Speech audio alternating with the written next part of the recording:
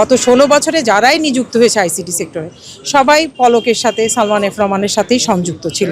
সজীব ওয়াদের জয়ও দেশে নেই, সালমান এফ রহমানও জেলে আছেন, পলকও জেলে আছেন। ওনাদেরই নিজস্ব লোক এখনো কিভাবে স্টার্ট আপ বাংলাদেশের মতো একটি অর্গানাইজেশনকে পরিচালনা করছে। আমরা আর চাচ্ছি না এই স্বৈরাচারের কেউ আর থাকুক, কারণ এতে করে আমাদের দেশ তো সামনে যাবে না। ওরা তো দেশের পক্ষে কাজ করবে না। স্টার্ট আপ বাংলাদেশের এমডির মতো লোকরা যদি থাকে, এই দুর্নীতি কখনোই বের হয়ে আসবে না। দুর্নীতির আড়ালে অন্তরালে ওনারা থেকেই যাবে এবং ওনারা ওনাদের এজেন্ডা বাস্তবায়ন করেই ছাড়বে। এখানে নতুন নতুন ইনোভেশনের জায়গায় তারা নতুন নতুন করাপশন কিভাবে করা যাবে এই ইনোভেশনগুলো করেছে এবং এর সবগুলো হয়েছে জয় এবং পলকের নামে।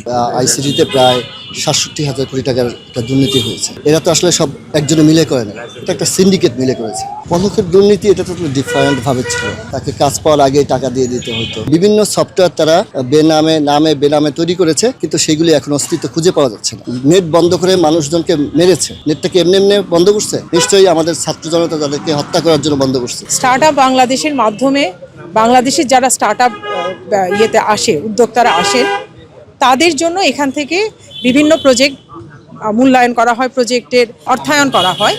তো সেই ক্ষেত্রে হচ্ছে যে স্টার্ট আপের বা বাংলাদেশের মতো অর্গানাইজেশনে পলকের নিজস্ব, আপনারা তো জানেন গত ১৬ বছরে যারাই নিযুক্ত হয়েছে আইসিটি সেক্টরে সবাই পলকের সাথে সালমান এফ রহমানের সাথেই সংযুক্ত ছিল এবং সবচেয়ে বড় কথা তারা সজীব ওয়াজেদের জয়ের সাথেও সংযুক্ত ছিলেন। এই সিন্ডিকেটের সাথে যারা জড়িত ছিল না তারা কেউই এত বড় মূল্যবান পোস্টে কেউ বসে থাকতে পারেনি। কিন্তু আমাদের কাছে আশ্চর্য হলো যে স্টার্ট আপ বাংলাদেশের স্বামী এখনও উনি সজীব ওয়াদের জয়ও দেশে নেই, সালমান এফ রহমানও জেলে আছেন, পলকও জেলে আছেন।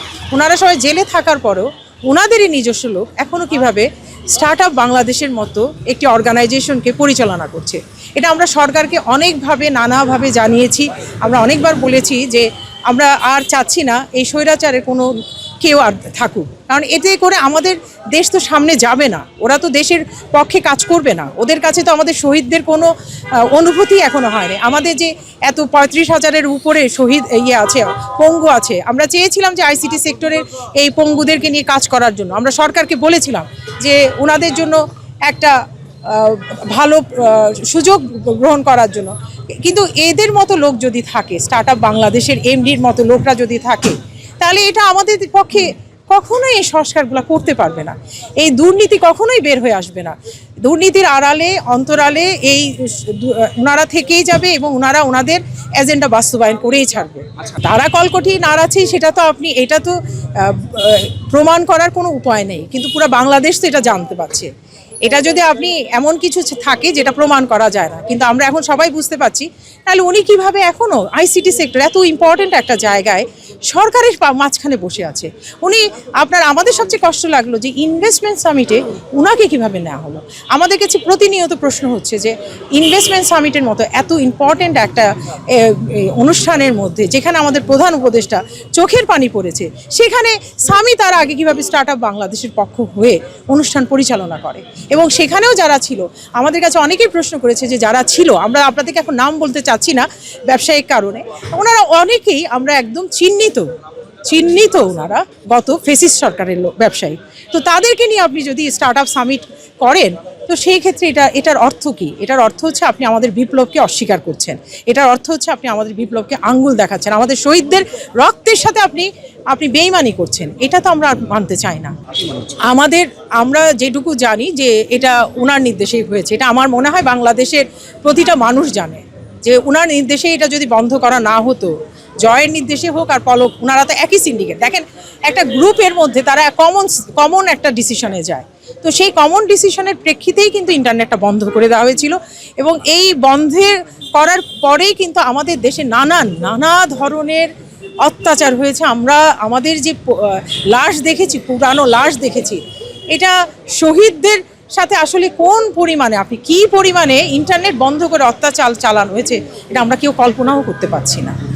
গত পতিত স্বৈরাচারের বিশেষ করে তাদের ডিজিটাল বাংলাদেশ এবং পরবর্তীতে স্মার্ট বাংলাদেশ গঠনের পিছনে মূলত ডিজিটাল দুর্নীতির টার্গেট ছিল এবং এখানে নতুন নতুন ইনোভেশনের জায়গায় তারা নতুন নতুন করাপশন কিভাবে করা যাবে এই ইনোভেশনগুলো করেছে এবং এর সবগুলো হয়েছে জয় এবং পলকের নামে।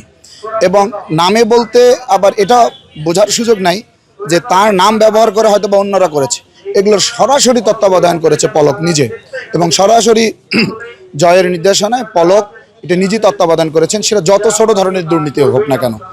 তো এই বিষয়গুলো আপনারা দেখেছেন যে যোগ্যতা থাকা সত্ত্বেও বিভিন্ন ধরনের নিয়মের মারপ্যাচে কিংবা ভয়ভীতি কিংবা এই জায়গাগুলোতে বারবার তারা যখন বঞ্চনার শিকার হয়েছে, তখন হয়তো বা এই সত্যিকারের উদ্যোক্তারা বাধ্য হয়ে পিছু ঘটেছে এবং এই ধরনের একটা স্বাধীনতার জন্য বা এই ধরনের একটা অভ্যুত্থানের জন্য তারা অপেক্ষা করেছে। শ্বেতপত্র একটা প্রকাশ হয়েছে এবং এই দুর্নীতিবাজদের জন্য সরকারের পক্ষ থেকে একটা শ্বেতপত্র প্রকাশ কমিটি করা হয়েছে। অতি সত্বর আপনারা এগুলো জানতে পারবেন কোন প্রতিষ্ঠানগুলোর মাধ্যমে কারা এই ধরনের দুর্নীতিগুলো করেছে, একদম তথ্য উপাত্ত অঙ্ক সহ আপনারা জানতে পারবেন। পলকের দুর্নীতি এটা তো ডিফারেন্টভাবে ছিল। হ্যাঁ, তাকে কাজ পাওয়ার আগেই টাকা দিয়ে দিতে হতো, 30% তাকে টাকা আগে থেকে দেওয়া হতো। বিভিন্ন যারা ওই সময় কাজ করেছেন তারা ছিলেন এবং একই ভেন্ডর একই লোক বারে বারে কাজ করত এবং আপনারা তাদের দুর্নীতির খবর কিন্তু আপনারা পত্রিকা দিতে পারতেন না, নানা রকম সিন্ডিকেট ছিল। তাই এটা আসলে বলার অপেক্ষা রাখে না কী পরিমাণ দুর্নীতি হচ্ছে। আমি অলরেডি শুরুতেই বলেছিলাম প্রায় 67,000 কোটি টাকায় এই আইসিটি মিনিস্ট্রি থেকে দুর্নীতি হয়েছে এবং বিভিন্ন সফটওয়্যার তারা বেনামে তৈরি করেছে, কিন্তু সেইগুলি এখন অস্তিত্ব খুঁজে পাওয়া যাচ্ছে না।